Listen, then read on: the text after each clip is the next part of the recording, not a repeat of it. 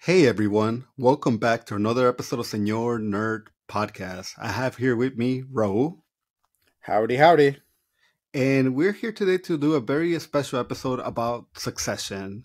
And this show just had its last episode last Sunday, and man, what a run, man. 4 seasons, incredible seasons. We're gonna go ahead and discuss it. Ro, this is a show that I've been watching since I think the second season was out. So then that's when I jumped on board. I kept hearing everybody say great things about the show, about the acting, the storytelling, just so many things like telling me like you should watch this show. And when I did, man, I was not disappointed, man. Immediately everything about the show like pulled me towards it. Like I couldn't, it was like a black hole. Like I could not turn away from the show because it was such a hot mess, and it was a good hot mess. But you being the first one that you started watching it this year, what was your take on it? Dude, it wasn't even this year. I started like a month or two ago Oh shit. to watch it from like the brand spanking new beginning. And it's definitely different. I can't really compare it to anything else. It's like the style kind of reminds me of like the West Wing and those type of drama shows Hmm. that kind of center around like an ensemble.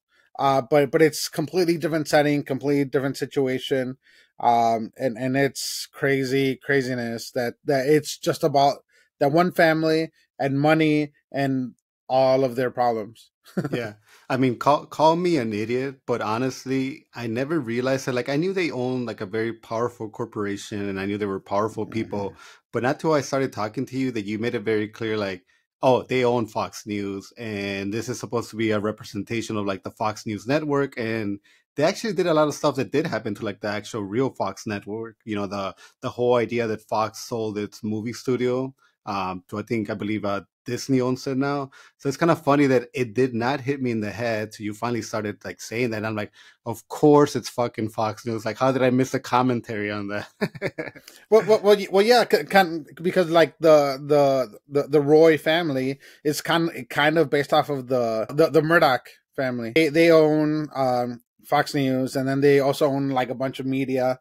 I think like the Wall Street Journal, and then like a bunch of like newspapers and stuff like that, kind of all over the place, including the UK, and it's a UK family, Yeah. really. But this is kind of like what an American family of it would look like. So it's definitely kind of based off of that. So ATN in the Yeah. show is supposed to be Fox News. No, and the craziest thing about this show, and it tells you like how this show was able to create like movie stars, or not even movie stars, but great actors. Because before this show, like I've never seen Kendall in anything. I've never seen the actor that plays Tom, Siobhan, Greg. Like I've never seen them anywhere. I think the biggest actor in this whole show was Logan from the beginning. Like you recognize Logan, he's been in a Brian lot of great Cox, yeah. things. Brian Cox, great actor. I would say that this show, like from the beginning, it's almost like Kendall's show as well. Like to me, Kendall had the biggest story out of everybody. And I think even at the end of the season, you saw that Kendall was kind of like the one that kind of lost. I don't feel bad for him at all, but I just feel like, this was definitely like his story. And that's my take on it now that the season has nicely wrapped up. Roman, Roman, yeah. him, I would say out of anybody that has some recognition. Like he came out of the show, like I wouldn't be surprised if we see him like in so many more things. Because if he used He to be one was of those, so good. he was so good, dude. He was just like this psychopath that you never really knew what he wanted. And even from the first season, they always kind of portrayed him as such like a little asshole. I always remember the Hmm. scene where he kind of told that kid, "Hey, if you hit a home run or something like that, like I'll write you a Oh check." God, yeah. Like I'll write you a check for $1 million, and then the kid doesn't do it, and obviously he was never gonna do it because this is like a 10-year-old boy, and you're asking like something impossible out of him. But even that, I remember the father at the Man. time. He had a very heartwarming scene with that little boy, like saying like you tried your best, and at the end of it, that's all you can really do. And that kind of made me feel like maybe Logan was maybe like a good person or a good father, but clearly as the show progressed, like Logan was like the worst father you could have had in your life. No, yeah, and in the beginning, it's kind of weird trying to figure out what the dynamics are and kind of what everyone's role is in everything. Yeah. But then you kind of catch on kind of quickly. to see, because you have the Roy family, which is the siblings, and then the figurehead, Logan. And then you kind of have these side characters that kind of like are in the periphery. They're kind of like trying to join in. They're trying to be part of the family. Like you have Tom, and then eventually you have Greg, and then depending on when in the show it is, there's other like people kind of like come in, like the board and the other executives and stuff like that. So or Shiv's other counterpart that she, or ex or whatever, that she sleeps with or kind of has a weird thing with when she's still with Tom. Yeah, no, a lot of in the beginning of the season, you never really knew where you were going to go with these characters. Because I remember even in the first season, Siobhan, she wasn't really involved with the company. If my understanding Not from at what I all. remember, she was more like, hey, I'm trying to be like more of a political person, or trying to be like in this party and make myself something like separate from like what my family is, because like she was always meant to be like the Democrat in the family, even though we know that her morals really could have gone either way depending on what benefited her the most. And then I remember with Greg, he was somebody that like his mom was like, hey, go ask your uncle for a job, cousin Greg. And it was this kind of, yeah. It's because he was in the leadership training program in the parks, and he was dressed like in the suit, in the mascot suit, and then I forgot what he did, but he ended up getting fired from the program, and he was pretty much trying to get back into it. So then that's when his mom said, hey, go talk to your uncle or whatever to see if they'll get you back in the company. And that's when he traveled there with like no clothes, and he just showed up for the birthday. I think it was Logan's birthday, that he just showed up randomly. Dude, you would think that if your uncle was this powerful, rich man that owns all these corporations, like that the whole family, like everybody's kids would just be working for him. It would be like the understanding that like, hey, when you grow up, you're going to try to make something out of yourself. But if it fails, like you're going to go and beg your uncle to give you a job because, like it's kind of insane. Like Cousin Greg to me was always like a joke. And like, if there's one romance that I really was like rooting for in this whole show, was like the relationship between Greg and Tom. Yeah. to me, like even at the very end, man. Completely agree. Yeah. He put that sticker in his forehead. He's like, "You're still mine." Yeah. and dude, what a change in the whole thing. Because also in the beginning, when Tom and Greg kind of were acquainted, like Tom was such a dick to him. He was like a big, because he saw him kind of as a threat, kind of like an outsider that was trying to get in the circle that he was trying to get into. And he was, and Tom was still kind of on the outside trying to get in as the boyfriend to Shiv. But he worked in parks, I think, or just kind of in like a parks outside of the country or something. And then he was trying to like move up, and it was obviously taking a while for him to do that.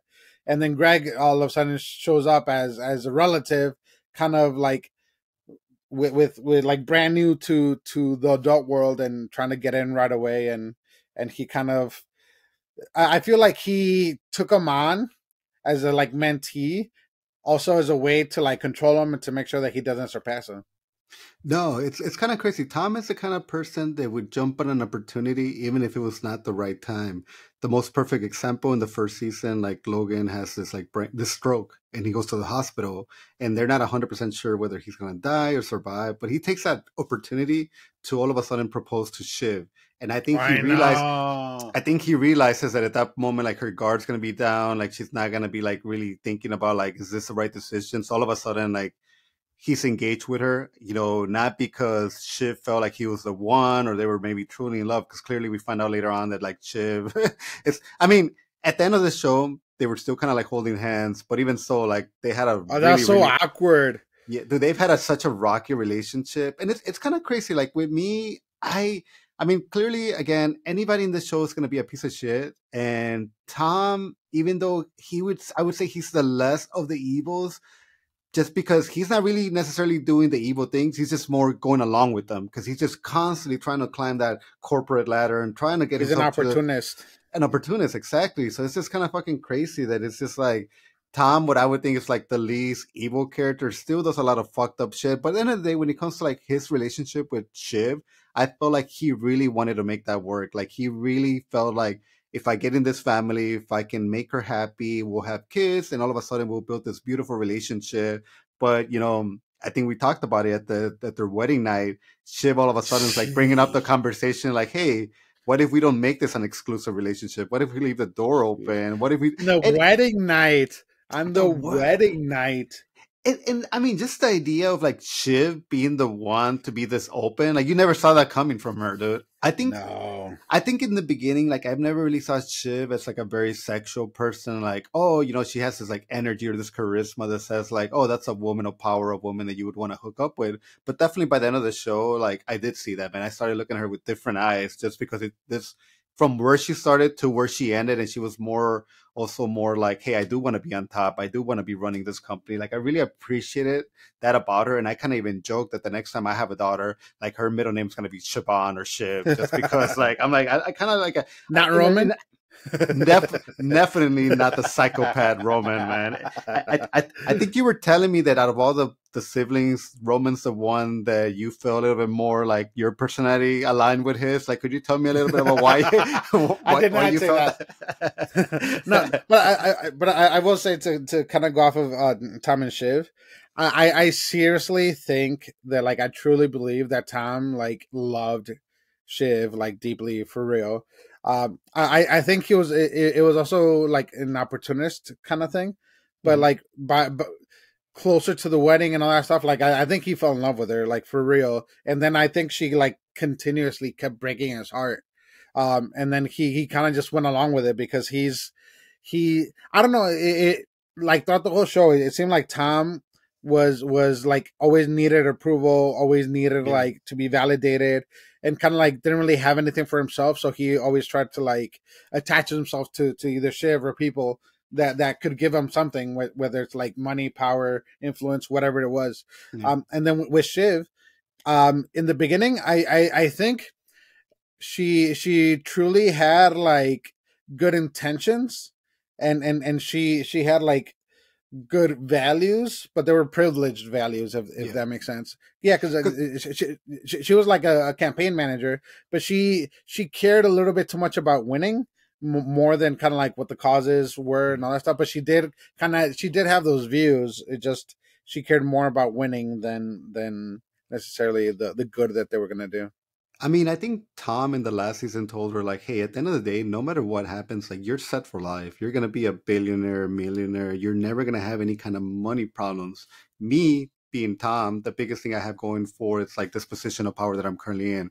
If this was to end, nobody else would hire me. Everybody else thinks, like, I'm a laughing stock. Like, right now, like, the whole world just thinks that as soon as the company gets bought out by this technology company from Gojo, like they're just gonna fire me. So like I understand where he's coming from, and I understand the idea of like you find this person that you fall in love with and they bring all the wealth, all the power, all the money. It's like, how do you ever like stand up to them? How do you ever stand up to the person that's paying your mortgage, the person that's like giving you all the opportunities in the world? And it fucking sucks, man. Like I don't know if I could, be in that kind of relationship. I know we hear about stories all the time about like, hey, this person was a princess, and in order for her to marry this commoner, like she left the whole like, she left everything behind. And it's probably because, again, it's just like, it's so crazy, the fucking idea of like relying on one person and their influences, their family, their parent. But again, we're not trying to make this a Siobhan and Tom episode, but it's like, dude, there's so much to that relationship that it's just like, you truly at the end either hate them for staying together, but also you in a way want to like see them work it out. So I don't know what's going to happen with them. No, dude, and honestly, I think, especially by the end, I think Tom's like one of my favorite characters. Oh, definitely. But yeah, like his personality seems like just such a very stressful personality to have. It's the same thing with Kendall. I think Kendall's personality is super stressful because he's like so tightly like wound up, and everything about his life revolves around his dad's approval. Oh, yeah. His dad's approval. Not even the company, his dad's approval. It's all about his dad. That's the reason why he rebels. That's the reason why he tries to take power away. Is because he's trying to like imitate his dad. He's trying to kind of take I guess, grow on the legacy. And then he's super impatient. He's super privileged as well. Well, they're all super privileged. Yeah. Yeah, because like when he broke off from the company and he was dating that girl, the other addict from the other family, like they went to things, and then he was all woke and all that stuff. So it was Kendall's a mess. Kendall's such a mess. I mean, in the beginning of this episode, I said that I felt like Succession was like the Kendall story more than anybody else. And it's because the show starts off with Kendall. It's my understanding from what I remember. It's like, that's the day that Logan's going to say like, hey, I'm going to step away from the company and I'm leaving Roy as the one in charge. But it's just also the first sorry, Kendall. But even in the first episode, you know, when you kind of get a sense of Kendall's personality or who he is, because I remember he's struggling to like close a deal at the time. Like he also seems like he seems like a fucking idiot, man. He seems like he doesn't know what he's doing. He thinks like the best way to close a deal is just to keep throwing money at it, to all of a sudden like something that in reality was worth $1 billion. He's like, well, they're not selling it to me, so like here's $5 billion, even though this product's only worth $1 billion. And I think that's the kind of stuff that his father, Logan, saw. Like, I can't leave the company to this son of mine because he's a fucking idiot at the end of the day. And the moment I do, this company's stock, everything's just gonna fall apart. And I don't blame him, man, but Logan also should have probably been the smartest thing had he had let go of the company on the first season, honestly. Like, the whole idea that he just kept holding on to it was fucking ridiculous. Well, dude, the type of personality that Logan was, he's a control freak, and he could not let go. He cannot let go of the company. But that man can give a speech, man. If I was in a room and that man gave a speech to like go all of a sudden go murder all these animals or something, I'm like, hell yeah, like give me my pitchfork, like, because he's like, terrifying too. He's fucking terrifying. Well, dude, if you remember the whole boar on the floors thing, everyone just followed what he said. Yeah, so like Logan's the kind of man that he's so powerful that if he takes you on a company retreat and all of a sudden the room gets quiet, it's a little boring. All of a sudden he will tell you to do the most embarrassing things that would embarrass you in front of all your colleagues just to like make him smile or have him have like a moment of a laughter. And it's fucking crazy because you were thinking throughout this whole time, like, can somebody record this man and like cancel him? But I guess at the time, or it's just like this man is just so influential. And again, people, for anybody that, you know, hopefully everybody has seen Succession, Logan's also the guy.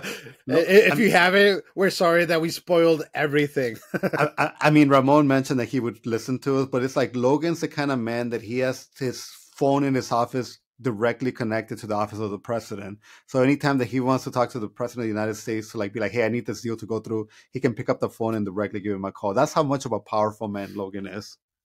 Yeah, and probably not just the U.S. president, but I'm guessing other countries too, like probably the prime ministers of like Canada, UK, and all these other countries, because like the news that they control is not just American news; it's kind of like worldwide news, especially like in Europe and the U.S. So it's definitely a very influential man with a very influential company. Yeah, because, you know, to me at the very end of the season, that's what I finally understood, that like Kendall didn't want to have this company because he did want to be CEO and he wanted to have the you know, like run everything.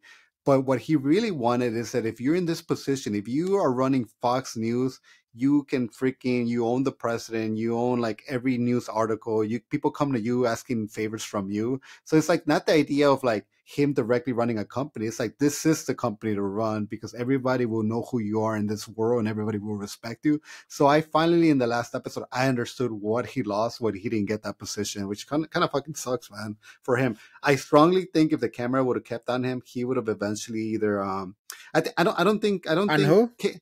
Kendall. I don't think Kendall lives more than a year after like this whole situation happened. I don't think Kendall has the people that will keep him alive because he's no longer with his ex-wife. He's almost a stranger with his kids. He just kind of like he doesn't have a sister anymore because clearly that relationship's like fucked up. And something that we have not mentioned about him is the fact that he used to be an addict. And that's another thing that like I think he's still an addict. Well, he's still an addict, but I think that's the fact that like that's another the reason why Logan never wanted to give him the company, because I think even at the time he had already gone through a couple of rehab, you know, like so it's like fucking crazy. It's like, how do you give your son a company when you know the moment he's stressed out, he's gonna go to smoke a pipe or do some freaking cocaine or anything really can trigger you where you're at that level of addiction like him.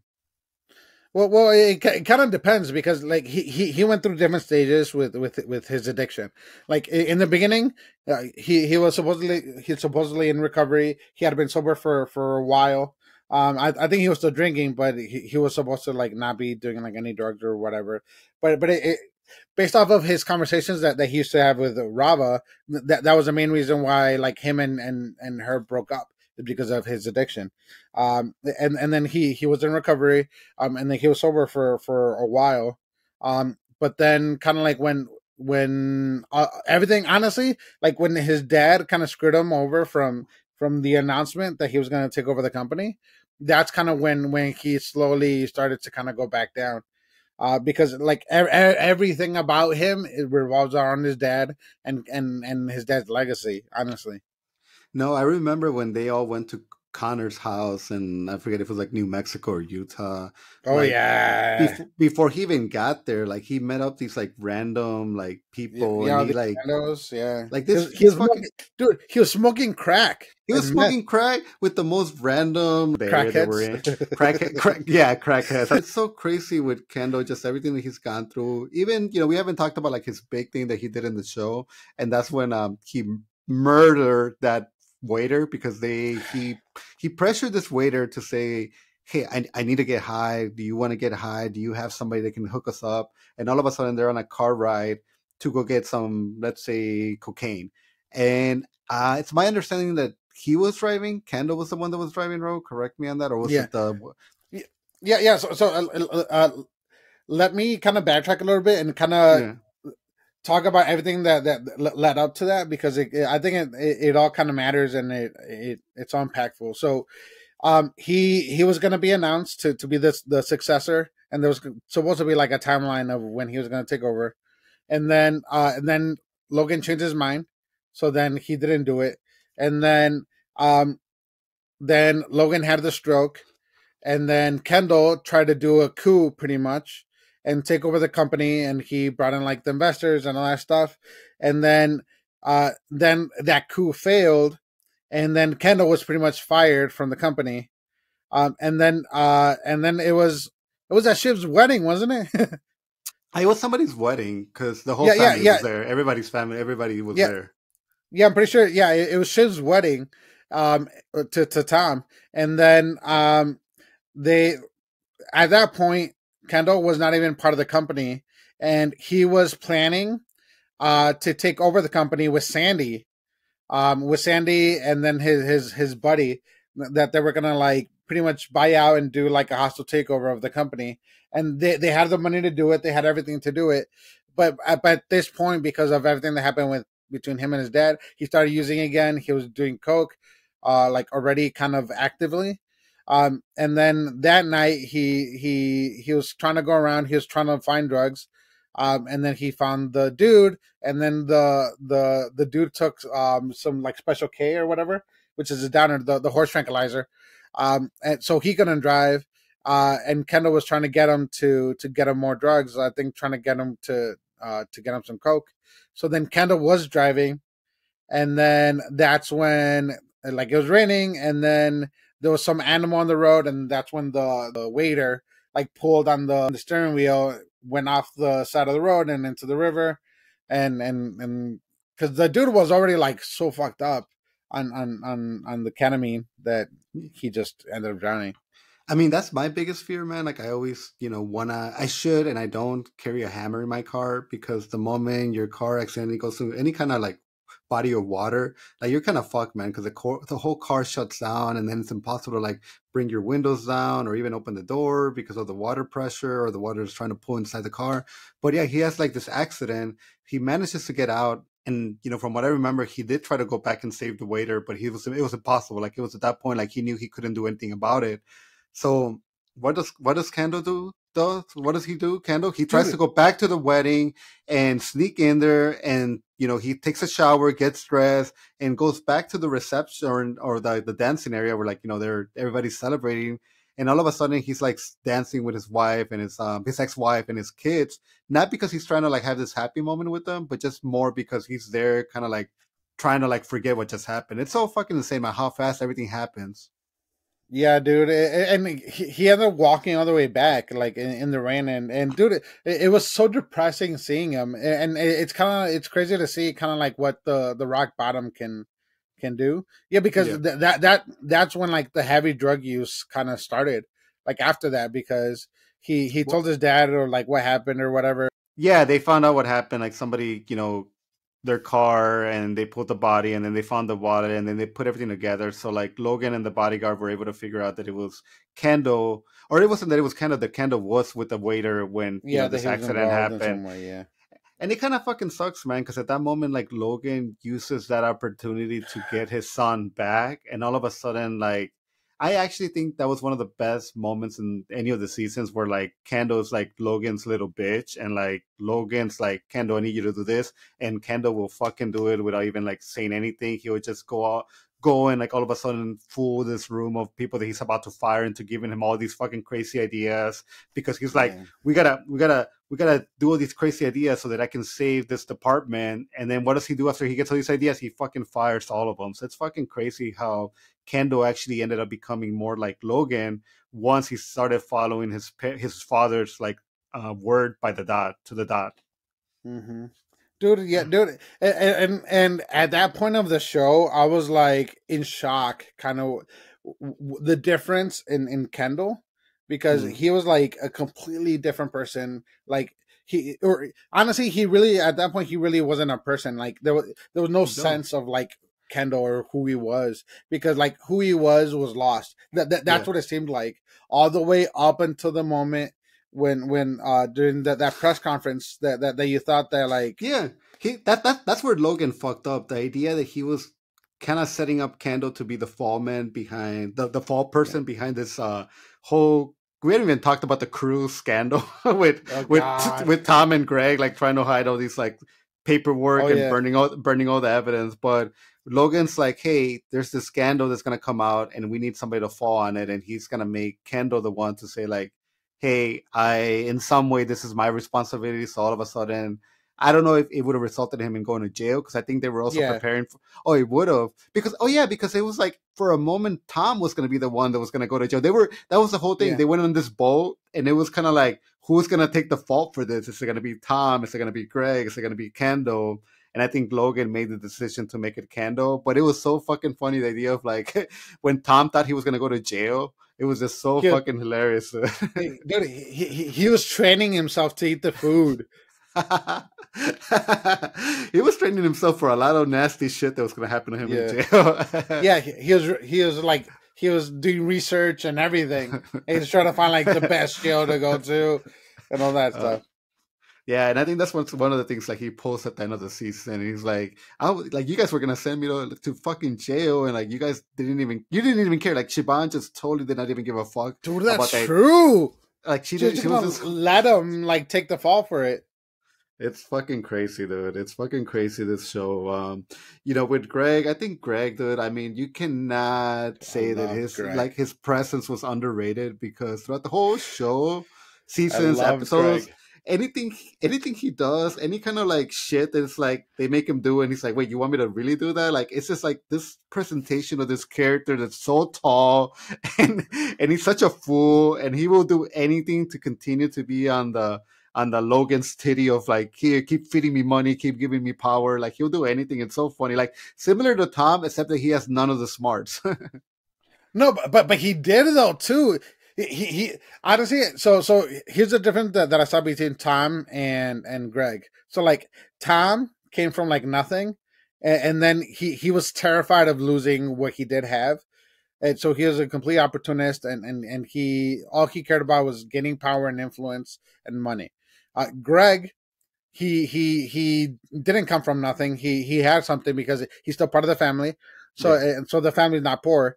But then he was trying to like increase everything except that he was like a fucking baby.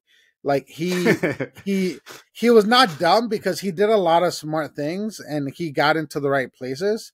But he was just inexperienced. So Yeah. so it was easy, and he was gullible too. He was gullible and inexperienced, but he honestly was kind of smart because like when he Tom sent him to shred all the paperwork. Like he kept the one paper. Yeah. He was taking copies of some of them and keeping them just in case, kind of like a security, kind of security of everything. And then he used it to leverage it, like to leverage opportunities and to kind of climb up, which impressed some of the people in the family. Dude, to me, it was always so fucking crazy because Greg was the kind of person that was playing like both sides, depending on which side benefited Every side. him. Yeah, depending on which side benefited, like he would give you information. So all of a sudden he's good with Logan, but now he's fucking Logan over to go with Kendall, and now he's helping out like Roman, and it's fucking crazy. Or Tom. So it's fucking he's always helping Tom. Sometimes it's Kendall.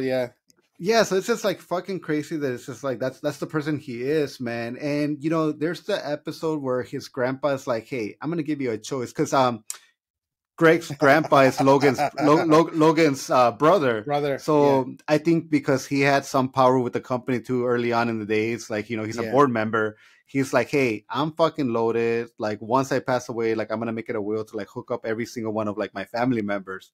Right now, he was almost giving him the idea that like you're in my will. But I'm gonna give you a choice. Unless you fucking all of a sudden say like I quit this bullshit company, and you know dedicate your life to actually doing something good with your life, something positive, something meaningful. Like I'm gonna take you out of the will, and it's so fucking crazy because I think he has a conversation with Logan, and even Logan has a little bit of an influence with Greg's decision, and you know Greg makes a decision to like stick with Logan and in that family. But honestly, man, like what do you think? Like, do you think that would like what would you have done in that if that was your grandpa saying like, hey, if you keep backing up my brother, like I'm gonna take you out of the will. That means that all of a sudden you could be getting millions of dollars the moment I pass away. I'm 91 years old. Like I'm gonna die like tomorrow, and you continue to like suck up to this other side of the family just because your grandpa. I guess he never really said it to him like you're gonna get something. To him was like, is he just fucking with me? Like is my grandpa just fucking with me to fuck with me? But I strongly believe that he would have left him some money. Dude, Greg alone was supposed to be getting $200 or $250 million from the will. Like that's just Greg. That's not Greg's mom. That's not like anybody else in the family. Who knows if there's other like family members or if he has any uncles or aunts or cousins or whatever. But Greg alone was going to be getting $200 or $250 million dollars from his grandpa in the will.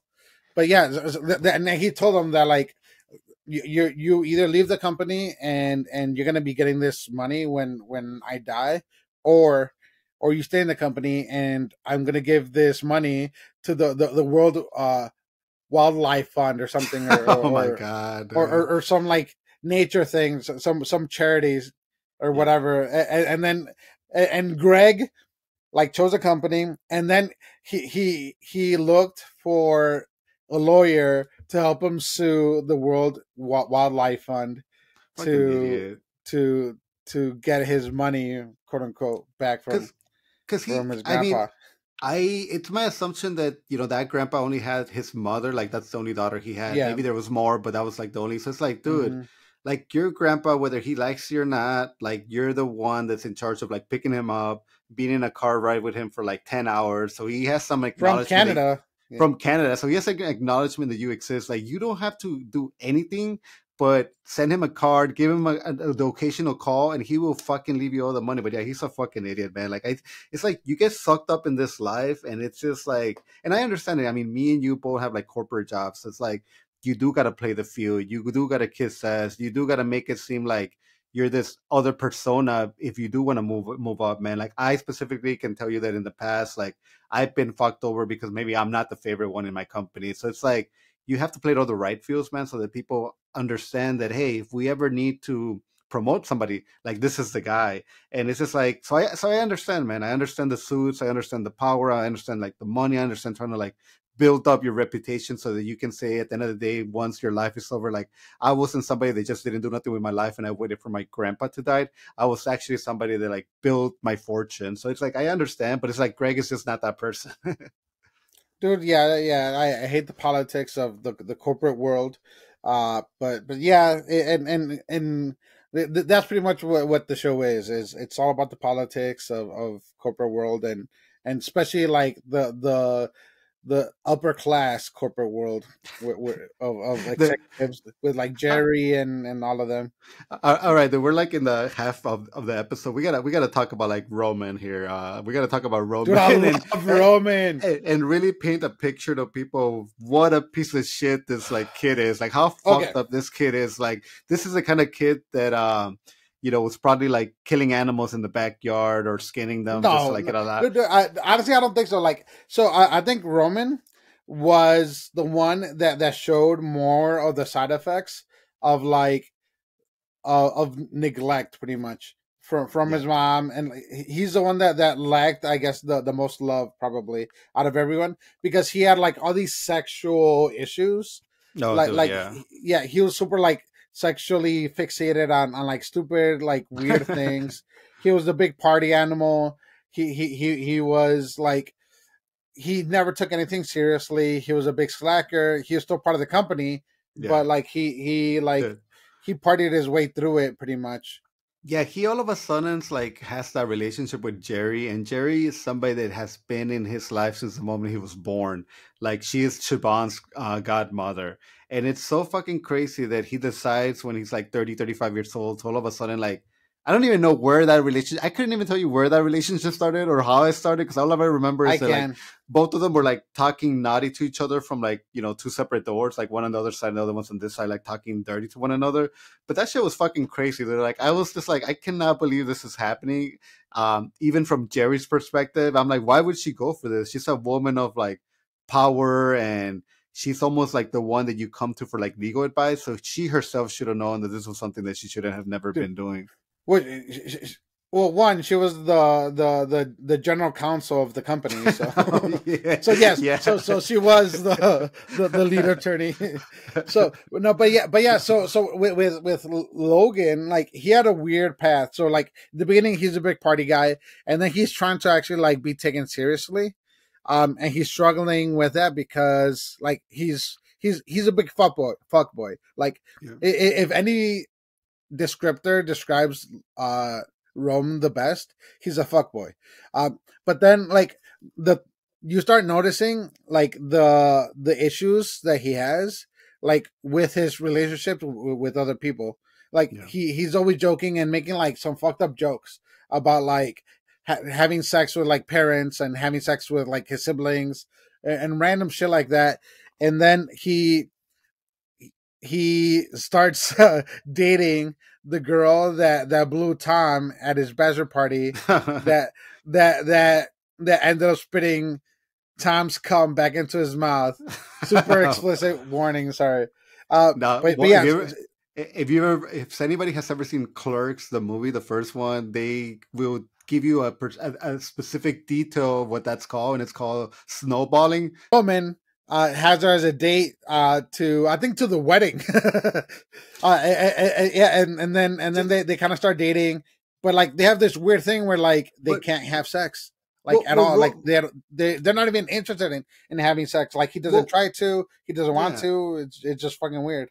Because to my understanding, like Roman did that because he was trying to fuck with Tom. Like he didn't even really care about her. He didn't even find her attractive, even though she was a beautiful woman. It was the idea that like this girl gave Tom a blowjob at his bachelor party, and Siobhan had okayed that. Like, first of all, I think Siobhan had said like, you can do whatever the fuck you want. Like, I'm not gonna care. You can sleep, threesomes, whatever. And this happened to him, and he was kind of even uncomfortable with that happening to him. He felt guilty. You could tell he felt guilty. He felt guilty. So then the idea of like your brother-in-law that you're gonna like marry into the family, like the next day, like purposely finds this girl and brings her to like the wedding just so that he could fuck with you like anytime that she's in the room.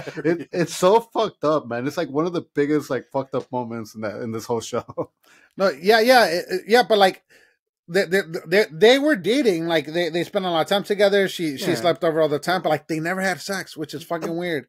Well, she would say like, do you want to fuck me? And he's just like, I don't know. He would play it off or like something. But and then once they tried, but then like it didn't work. It just didn't work, and that's when somehow Jerry got involved, and then she was like being a bitch to him, but he was into it. He got aroused. Yeah. And then she noticed that he was getting off on it, So then she just kept going.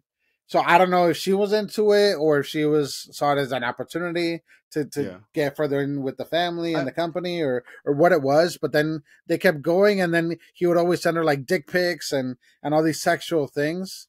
I strongly do think that Jerry cared for him. I don't know if she would have ever let it get into like where they would have had intercourse, and clearly like Roman might not have even been interested in that. But I do feel like she cared for him and like on so many different levels, not as just as like somebody's child that I saw grow up throughout my whole life, or even more of like, hey, like I have a connection with this kid that I can't explain. And even though nothing can happen between the both of us, like I'm gonna make it a point to always sort of protect them the best I can. But Roman kind of like fucked that shit up, and it was his fucking problem. Like when he like fired Jerry, it was like, you're a fucking idiot. Like this is like the only woman. This is the only woman in the world that's actually cares for you and it's trying to like help you out, and you just fucking fire her because you have and has always had his back like throughout everything. Like they were like the one like pair that was always like on the same page with everything. Dude, the moment when they're in that conference room and he tries to send her like a dick pic and he sends it to his dad, like dude, like you were like the timing of that too. Raul, you weren't on Twitter at that point. I can tell you right now that it was like the craziest shit that you could have seen like trending on Twitter for like 24 hours. Like that shot of him being like, "Oh no, like I sent this to my dad." And then him pulling him to the room and being like, "What the fuck is wrong with you? Like are you a sicko?" Oh my god, yeah, incredible, dude. And up to that point, like Roman had been like gaining ground with his dad. He kept, yeah, because at that point he was the COO, like already of the company, and he was like doing well. He was like doing deals and accomplishing things, and he was growing on his dad. And all of a sudden this happens, because he's the one that brought in that Gojo relationship too, right? Like he was the one that kind of like had something to do with it. Yeah, so it's like he was doing good, man, and it's just he fucked it up with that picture. Dude, I know, and then he tried to explain that it was meant for Jerry, and then they kind of all went to shit after that.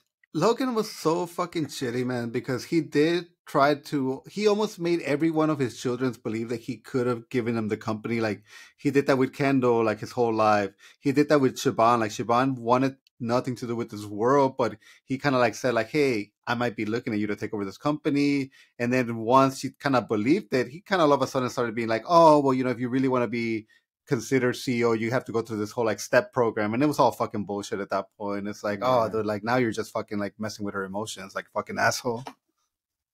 Dude, he fucked with all of them. And honestly, I feel like the only one that didn't try to like suck his balls pretty much was Connor.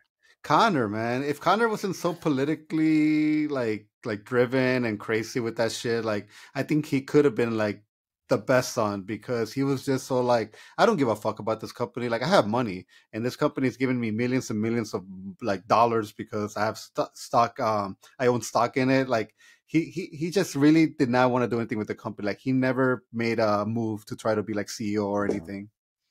His whole thing, like, do you want to explain to people like his whole weird thing though that he had going on with his wife?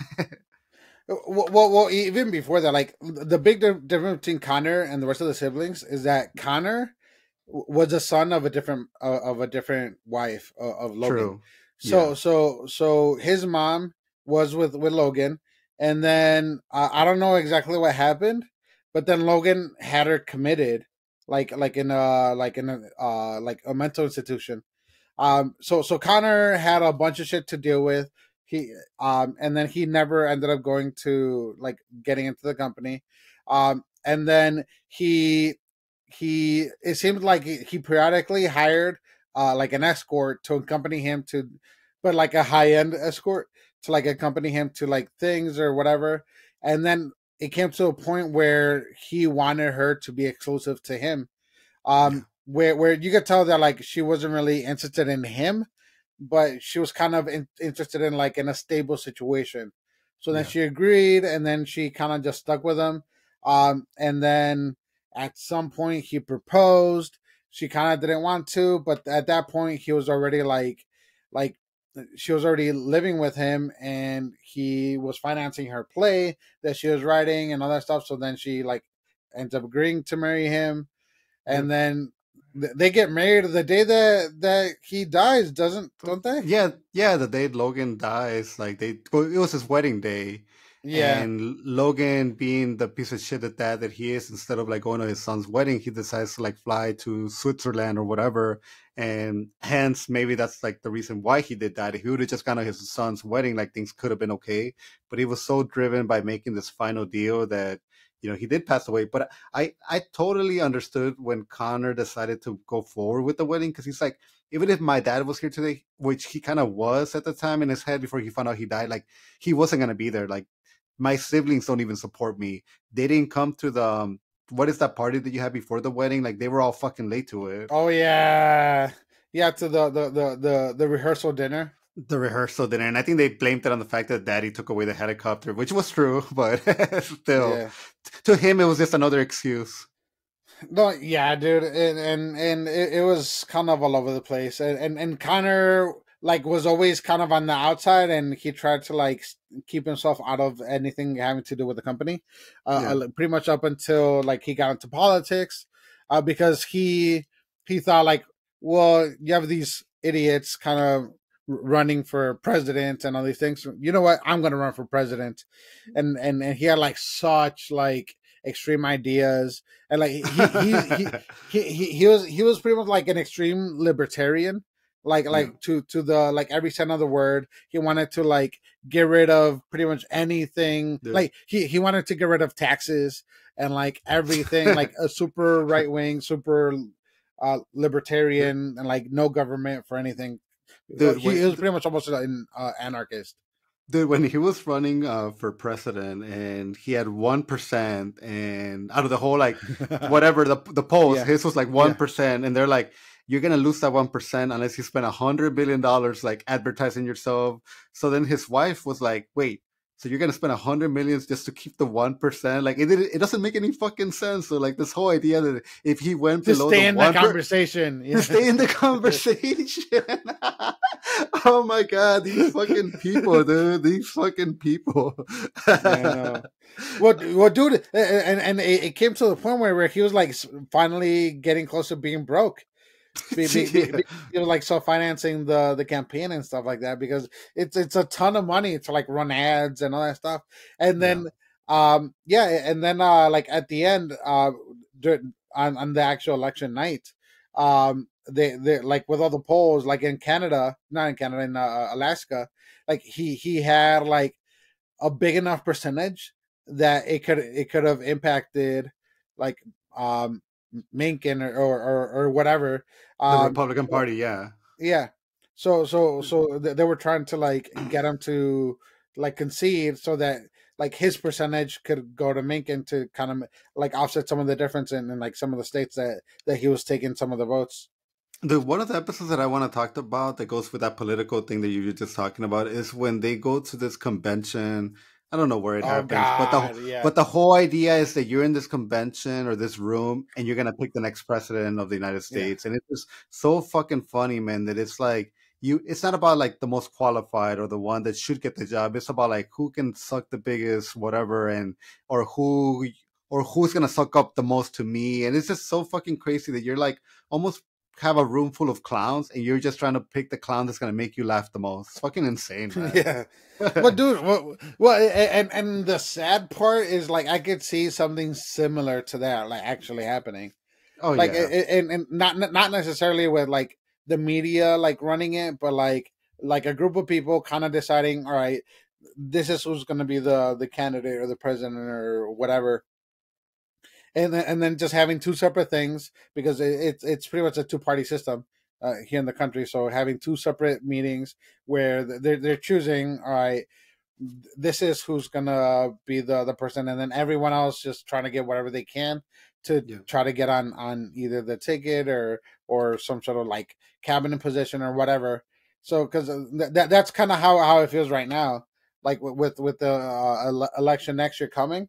Like I Yeah. feel like all other Republicans that are running right now, they're all trying to like beat out everyone else to be vice president or to be like on the cabinet or this or that or whatever. But I don't think any of them really have a chance of like being the president. And then like on the Democratic side, it's all kind of like they're all like the presidential ticket's there, but anything else that comes about is going to be people that are just trying to get in on either the cabinet or some other political appointments, or stay or possibly stay in the conversation. Yeah, for yeah. for the future thing. We get the final season, man. It's kind of like, what were your expectations of it? Like, clearly, did you get spoiled at all with the fact that Logan had passed away, like on episode 4? Because to me, that was like a big shock. No, so I figured out that somebody passed away. Okay. The good thing was that like it was never spoiled to me, like who it was. I was thinking that like it was gonna be Connor or something, or I was like I thought that like it could be Logan, but honestly, like I thought it was either gonna be Connor or Logan. Gotcha. I thought it was gonna be. I thought it was Kendall, because again, Kendall's just a character that I always feel like he's like right there, man. He's like he's on the edge. So, but yeah, like it was Logan, man. That was fucking nuts. The idea that they just wrote him off, because the first few episodes were so great with his relationship of like, hey, I'm setting this company. Come on, let's be a family. Let's stop this whole fucking around and be on my side. And it was like, I don't know how else the season could have ended, but the idea of him like passing so early on, and then all of a sudden like he's not even the big boss or like the big Thanos that you got to defeat. It's like all of a sudden like, shit, he did pass away. Like, what do we do now? Like, you got a bunch of chickens without their heads just like running around and figuring shit out. Yeah, and for the first time, you had the kids grieving, and actually having like emotions besides anger and selfishness, and then you kind of had the big difference of having the Gojo and Skarsgård there, which I think he killed. I thought he was awesome. They're these Skarsgård actors that I think I've said it in other episodes, but they're fucking like awesome, dude. Like all of them, like all the Skarsgårds. All 3 of them. Well, the only 3 that I know of: Alexander, It actor, and Bill, then John Wick. I think it's Bill, maybe Bill Skarsgård. I don't know, but I don't know. And then the dad, who's also awesome. He's so crazy because it's just like, I know this man because I had just seen him in The Northman, which he was amazing in that movie. But this actor that's like, he was Tarzan too, wasn't he? What is it? Oh yeah, he was Tarzan too. But yeah, that was a couple years ago. But dude, this actor that you kind of think like he's at the end of his game, not at the end of the game, but you feel like to me he portrayed such a young person, and at the end of his, like in his heart, to me he seemed like he has such a young energy to him, or such a young like way of looking at things. But it's like, no, dude, in reality this dude was like probably about to hit 50, because the actor himself is probably about to hit 50 if he's not already 50. So it was just kind of like, I love this portrayal that he brought to it, man. It was fucking amazing. Yeah, dude, it was so like lighthearted and it was like playful, but like it was playful in the way that he would send you a fucking gallon of his blood every week. Oh dude, like that's the thing about this show, that it kind of also gives you a window of like how fucked up some like rich people are, just because they're so rich that they're so bored with everything, because they've done everything that they could ever want to do, because they have so much money in order to do it. They're like, they revert to like absurd and crazy things, like sending blood to people. Just because you break up with them, it's like, oh, you broke up with me, so now I'm gonna send you a weekly reminder of that I miss you by giving you a cube of my blood, so you can refrigerate it, or whatever the hell she was doing with it. Dude, I don't know. It was fucking weird. I mean, dude, and they treated his because she was also like that girl, his ex-girlfriend. She was in a very powerful position with the company, but dude, I don't know how they do things in Europe, but he was treating her like so freaking like bad. Like he would disrespect her in front of everybody, or she would be the joke in full of a room with all his like his colleagues. It's just like kind of like how Logan was, but you're doing this to like this poor woman, just because she kind of broke your heart, doesn't want to be with your fucked up self anymore. Dude, yeah, that whole thing was weird, because I think she was like the head of marketing. Yeah, and then she was the head of marketing who was shy to speak in front of people. That dude, would be I don't know.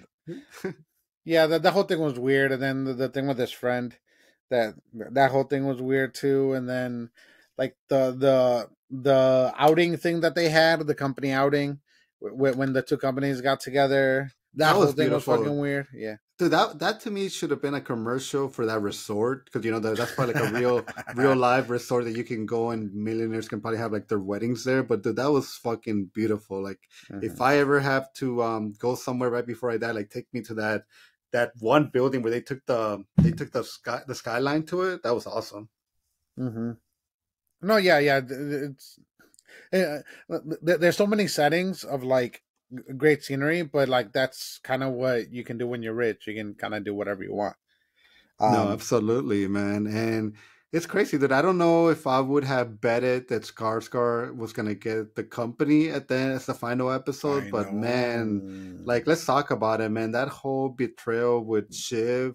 Honestly, now that I have like a couple days to think about it, like I am not mad at her decision to betray Kendall, dude, because she got constantly betrayed by them. She was constantly like being like, oh, make me and Roman CEOs, and you'll still make the decisions. You'll still be like one of us, even though you're not really doesn't have the titles. All fucking bullshit. They're like, But dude, like the thing was that like Roman and Kendall like were involved with the company the whole time. Shiv like just kind of joined like way at the end, and then she wanted like the exact same thing as her brothers, without any corporate experience besides like all the she had the political experience. So at most she could have like been part of like ATN and some of the media stuff, but like not the actual corporate company functioning stuff. I do think she would have probably ran it the best, man. I think not to play with that woman angle, but I think it would have been a very powerful move to say like, oh, we put this woman in charge of one of the most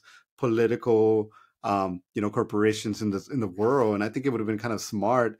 And I would have loved to have seen an episode, like an alternate episode where like maybe she did somehow get the company. But I mean, even though the fact that she didn't get the company and she kind of betrayed Kendall, she did almost in a way have a connection with it, because now all of a sudden Tom is the one that's going to be running it. So technically she's still married to the guy that's running her father's company. So that's kind of like, in a way, a connection. Even though I don't think Tom's going to stay there, he'll probably be more than out in a year, be fired. They'll probably get rid of him, but maybe he'll get a nice package.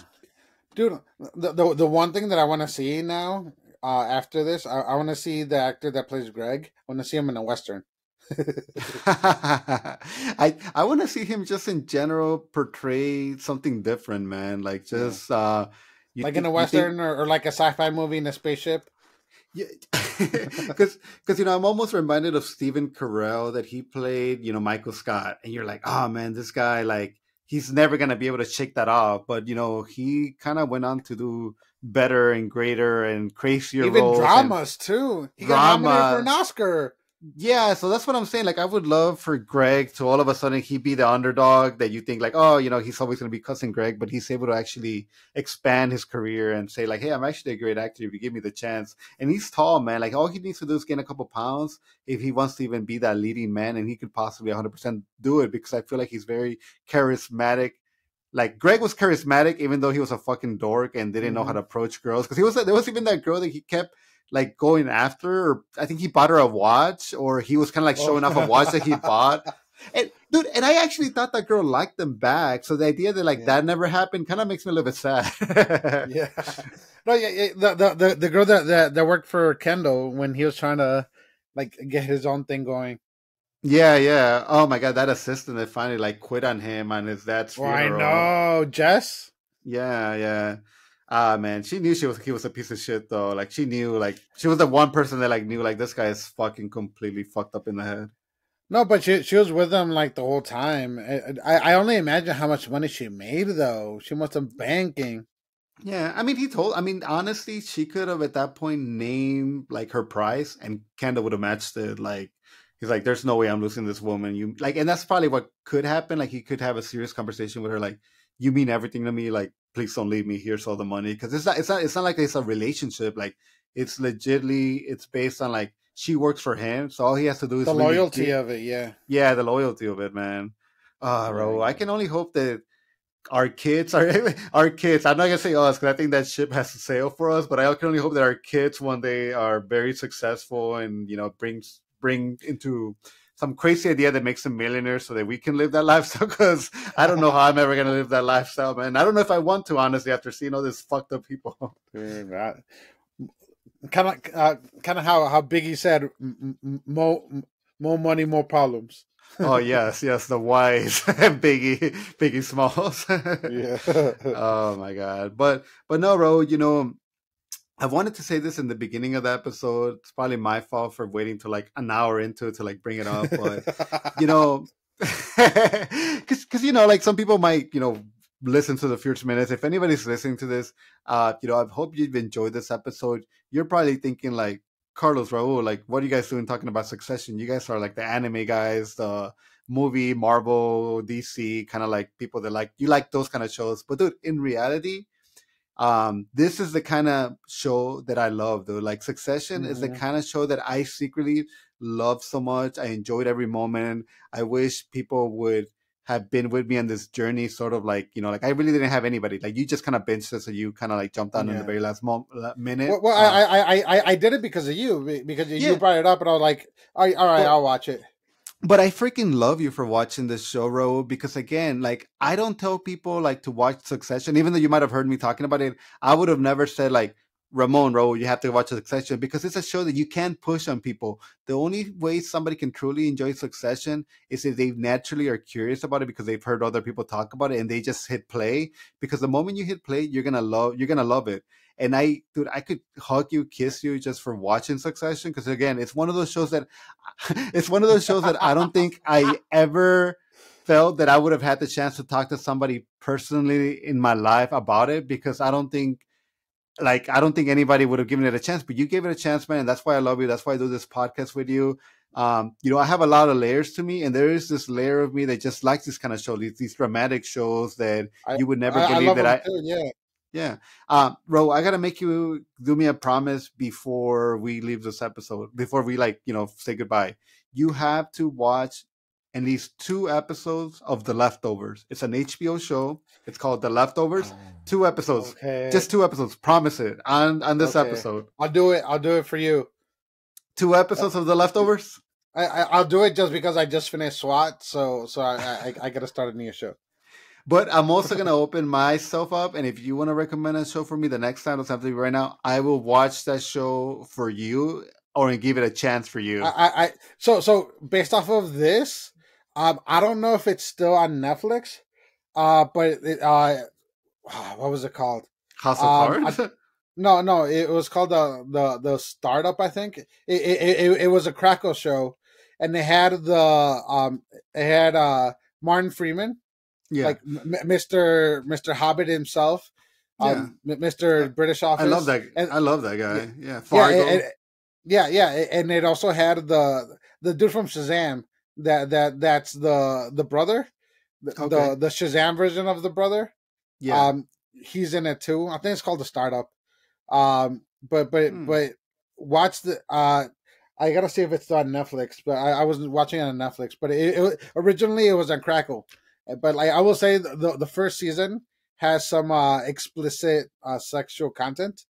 So if anybody walks in and you're watching it, there's a good chance that there might be some sex happening on screen. Okay. But they kind of get the right tone afterwards. Oh, and also the dude that played Darwin in the Days of Future Past. Yeah. He's also in it. Okay, so it's actually a pretty good cast. I think it's called The Startup, but it's about a tech startup that they have. Well, there you go, man. The Startup and The Leftovers, that's something that we're going to check out. So if anybody listening to this wants to check them out of curiosity, feel free to do so. But again, anybody that's been listening to this, I love you. We're everywhere. Discord, we just started a Discord channel. So go and join the Discord channel and tell us what a terrible job we did or what a great job we did. That would be even better. Is the Discord channel on the Beacon? It is on a Beacon. So, okay. Yes. Yeah, so you can find everything that we have from our Instagram, TikTok, our podcasts, everything on the Beacon. All right, this has been Carlos. Have a good night, everybody. And Ro, peace.